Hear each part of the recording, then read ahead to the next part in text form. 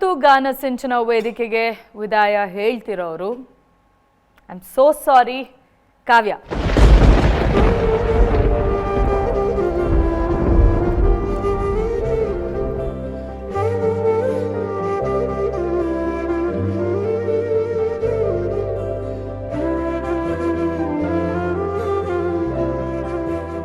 ಕಾವ್ಯ ಅವರೇ so sorry.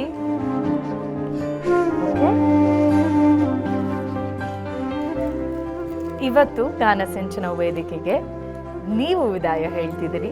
Okay, and ಏನಾದರೂ ತಿಳಿಸೋದಿದೆಯಾ, ನಿಮ್ಗೆ ಏನಾದರೂ ಕನ್ವೆ ಮಾಡೋದಿದೆಯಾ? ಥ್ಯಾಂಕ್ ಯು ಎಲ್ರಿಗೂ.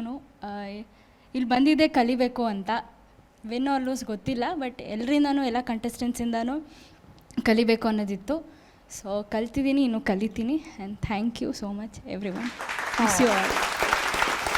ನಿಮ್ಮ ಬೆಸ್ಟ್ ಫ್ರೆಂಡ್ ಯಾರು ಕಾವ್ಯ? ಇಲ್ಲಿ ಎಲ್ಲರೂ ಬೆಸ್ಟ್ ಫ್ರೆಂಡು, ಗೌತಮಿ ಅಕ್ಕ and Pratap. Gautami and Pratap. Actually Kavya ಎಲ್ಲರಿಗೂ ರೆಡಿ ಆಗೋದಕ್ಕೆ ಒಂದಷ್ಟು ಯಾವಾಗಲೂ ಹೆಲ್ಪ್ ಮಾಡ್ತಿದ್ರು ಅಲ್ವಾ, ಟು ಲಾಟ್ ಆಫ್ ಪೀಪಲ್, ಹೌದಲ್ವಾ? ಎಲ್ಲರ ಕಣ್ಣಲ್ಲೂ ಇವಾಗ ನೀರಿದೆ. We also miss you.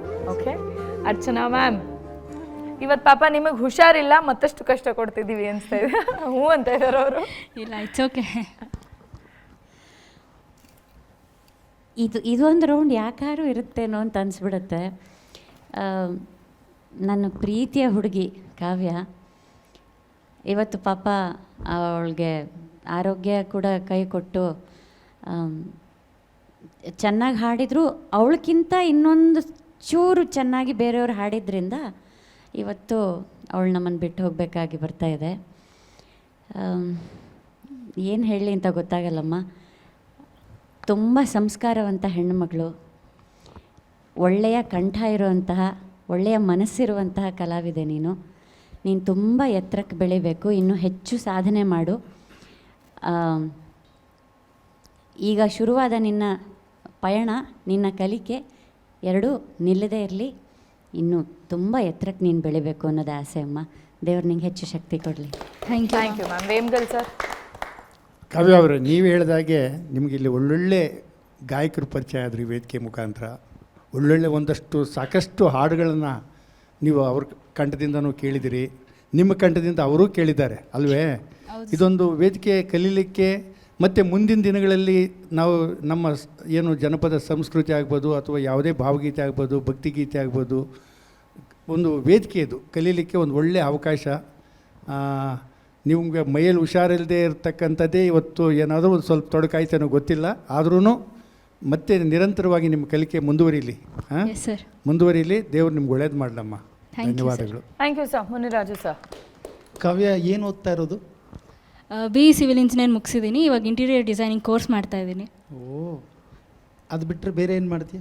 I am a Bharatanatyam dancer from 10 years. ಹಾಗೆ ಹಿಂದೂಸ್ತಾನಿ ಕ್ಲಾಸಿಕಲ್ ಸಿಂಗರ್, ಜೂನಿಯರ್ ಆಗಿದೆ, ಇನ್ನು ಪಾಠಗಳಾಗಬೇಕು. ಅಲ್ವಾ, ನೋಡಿ ಎಷ್ಟೊಂದೆಲ್ಲ ಈ ಇದರಲ್ಲೇ ತೊಡಗಿಸ್ಕೊಂಡಿರೋದು ಕಷ್ಟದ ಕೆಲಸ. ಅದರಲ್ಲಿ ಇದನ್ನು ಅಭ್ಯಾಸ ಮಾಡಿ ಹಾಡೋದು ನಿನ್ನ ಆಸಕ್ತಿಗೆ ಮೆಚ್ಚಬೇಕಾದ್ದೆ. ಭರತನಾಟ್ಯ ಒಂದು ಕಡೆ ಕಲಿಯೋದು, ಹಾಡುಗಾರಿಕೆನೂ ಕಲಿಯೋದು, ಜೊತೆಗೆ ನಿನ್ನ ಇದು ಓದು ಅದಕ್ಕೊಂದಕ್ಕೆ ಸಂಬಂಧವೇ ಇಲ್ಲ ಅಲ್ವಾ? ಹೌದು ಸರ್. ನಿನ್ನಲ್ಲಿ ನಾನು ಒಂದು ಕಂಡಿದ್ದೇನೆಂದರೆ ಬೋಲ್ಡ್ನೆಸ್ ಇದೆ. ನಾನು ಮಾಡ್ತೀನಿ ಅನ್ನೋ, ಏನಾದರೂ ಸಾಧನೆ ಮಾಡ್ತೀನಿ ಅನ್ನೋ ಒಂದು ಹಠ ಛಲ ಕಾಣ್ತಾ ಇದೆ. ನನಗನ್ಸುತ್ತೆ ನೀನು ಇಲ್ಲಿಂದ ನಗ್ನಗ್ತಾ ಆರಾಮಾಗಿ ಹೋಗ್ತಾ ಇದೆಯಾ, ಯಾವುದೇ ಗೊಂದಲಗಳು ನಿನ್ನಲ್ಲಿ ಇಲ್ಲ ಅಂತ ನಾನು ಅಂದ್ಕೊಂಡಿದ್ದೀನಿ. ಹೌದು ಸರ್. ಹೌದಾ? ಒಂದು ಕ್ಷಣ ಅನಿಸುತ್ತೆ ಇದು ಸ್ಪರ್ಧೆ ಆದ್ದರಿಂದ ಒಂದು ಸಣ್ಣ ಮೈನ್ಯೂಟ್ ಮಿಸ್ಟೇಕ್ಸಲ್ಲಿ ಹೋಗ್ಬಿಡ್ಬೋದು. ಒಂಥರ ಕಾಂಪಿಟೇಟಿವ್ ಎಕ್ಸಾಮಿನೇಷನ್ಸಲ್ಲೆಲ್ಲ ಆಗುತ್ತಲ್ಲ, ಹೌದು ತಾನೆ? ಯಾರೋ 99 ತೊಗೊಂಡಿರ್ತಾರೆ, ಇನ್ನೊಂದು 98.999 ಇರೋರಲ್ಲಿ ಅದು ಲಕ್ ಕೂಡ ಆಗಿಬಿಡುತ್ತೆ. ಬಹುಶಃ ಇವತ್ತು ಆ ಲಕ್ ನಿನ್ನನ್ನು ಕೈ ಹಿಡ್ದಿಲ್ಲ ಅಂತ ಅನ್ಕೋತೀನಿ. All the best for your future. Thank you sir. Kavya, you're gonna miss you. Okay, ನಿಮಗೆ ಎಲ್ಲ ಒಳ್ಳೇದಾಗಲಿ, ಯಾವಾಗಲೂ ಹೀಗೆ ನಗ್ನಗ್ತಾ ಇರಿ. ಓಕೆ, ನಿಮ್ಮ ಫ್ರೆಂಡ್ಸಿಗೆ ಏನಾದರೂ ಹೇಳೋದಿದೆಯಾ ಕ್ವಿಕ್ಕಾಗಿ? ಎಲ್ಲರೂ ಚೆನ್ನಾಗಿ ಆಡಿ, ಗಿವ್ ಯೋರ್ ಬೆಸ್ಟ್, ಆ್ಯಂಡ್ ಫೈನಲ್ಸಿಗೆ ಬರ್ತೀನಿ. ನಾವು ನಿಮ್ಮನ್ನ ನೋಡೋದಕ್ಕೆ ವೆಯ್ಟ್ ಮಾಡ್ತೀವಿ.